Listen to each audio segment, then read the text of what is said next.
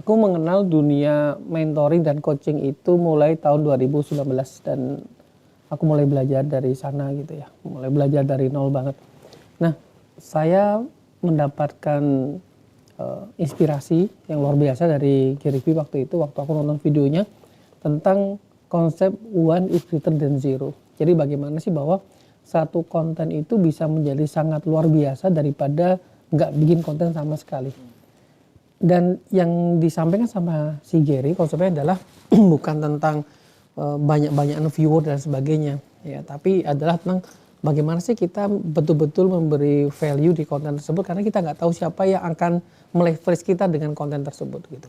Jadi ya nggak apa-apa ditonton 10 orang, ditonton 5 orang dan sebagainya. Nah waktu itu di sekitar pertengahan 2019 aku mulai menulis waktu itu tentang value marketing ya di media sosial, di Facebook gitu ya.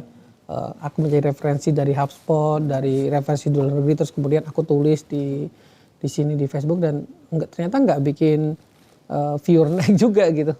Yang like cuma 1-2 orang gitu ya.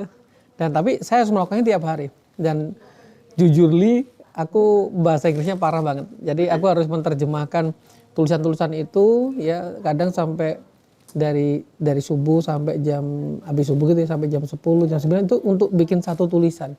Dan itu saya lakukan setiap hari. Jadi akrab banget sama yang namanya Google Translate dengan sederet.com itu untuk bisa nerjemah. Nah tapi itu terus aku lakuin sampai istriku itu pernah ngomong gini, Mas.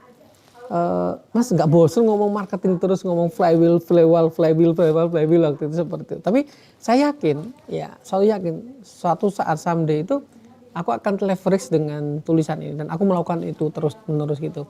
Hingga kemudian di 6 bulan saya menulis itu ya, itu baru kemudian ya yang nge-like ya 10 orang, 20 orang gitu yang komen. 6 bulan. Ya, sampai itu. Jadi maksudnya interaksinya nggak gede banget gitu ya. Poin tentang value marketing itu kayaknya pembahasan yang masih asing. Ya sampai ada salah satu orang yang kemudian tertarik. Ya tertarik dengan tulisan tersebut, dan kemudian suatu ketika kliennya itu membutuhkan seorang marketing, dan kemudian saya diminta untuk direferensikan untuk menjadi konsultan di situ. Dan itu pertama kali saya dapat klien di Pulau Jawa. Ya, nah dari situlah kemudian berkembang dan ya seterusnya, dan itu yang saya yakin sampai dari sekarang. Jadi mulai dari dulu sampai sekarang saya nggak pernah nggak bikin status di media sosial gitu ya. Dan itu saya lakukan bukan karena jumlah, sekali lagi bukan karena jumlah view gitu, tapi karena value yang bisa kita berikan. Jadi aku sih yakin bahwa ketika kita itu fokus pada value ya, kita akan kita akan meraih ya, reach orang-orang yang tepat sesuai dengan apa yang kita harapkan ya. Dan itu yang kemudian saya dapatkan. Jadi di salah satu videonya Gary Vee itu yang dia yang cuma bikin postingan, di like cuma 35 orang, di like sama 67 orang gitu ya. Tapi dia punya keyakinan, aku yakin nanti akan ada orang dari Fox yang akan kemudian menyimak konten-kontennya gitu, Mas. Dan akhirnya benar gitu. Akhirnya dia diwawancari sama tadi ya, sama Ellen, sama sama Fox ya, Belly Dealer dan sebagainya gitu. Nah saya juga waktu itu kepikiran seperti itu.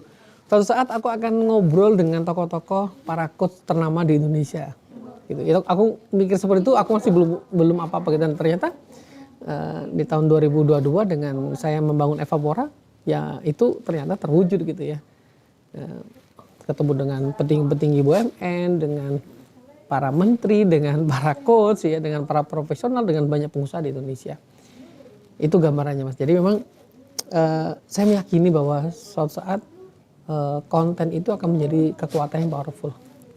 Dan the next level itu kan saya pengen banget dari dulu tuh pengen go Asia gitu, dan sekarang ya harus bikin konten yang berbeda, nggak cuma di Facebook. Nah, sekarang mulai bangun channel YouTube dan sebagainya. Jadi intinya teman-teman, kita nggak usah overthinking dengan konten-konten kita overthinking dengan value yang kita berikan. Terus kemudian ada satu kata yang menarik yang juga sampai sama Gary Vee waktu itu, jangan dengar opini orang lain, ya, tapi dengarlah feedback dari orang lain. Itu beda banget. Ya, opini orang lain itu adalah persepsi orang lain terhadap kita. Sedangkan feedback itu adalah sesuatu yang memang harus kita dengarkan untuk perbaikan kita. Jadi kita harus bisa membedakan mana opini orang lain, mana feedback. Kita harus bisa membedakan mana voice, mana noise. Itu sih.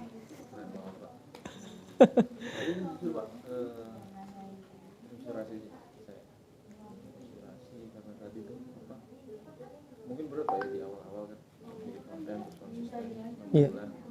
oh ini belum ada growth gitu kan 3 likes 10 likes gitu itu kan buat nanemin someday kok pasti bisa itu kan susah Pak.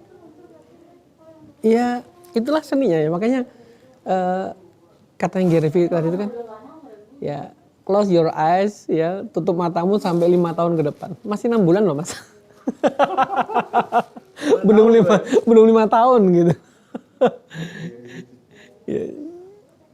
Jadi overthinking itu yang menjadi permasalahan orang, dan permasalahan orang itu adalah I want it now, I want it now, I want it now. Nggak sabar. Itu bener banget Nggak sabar. soalnya anak muda Iya.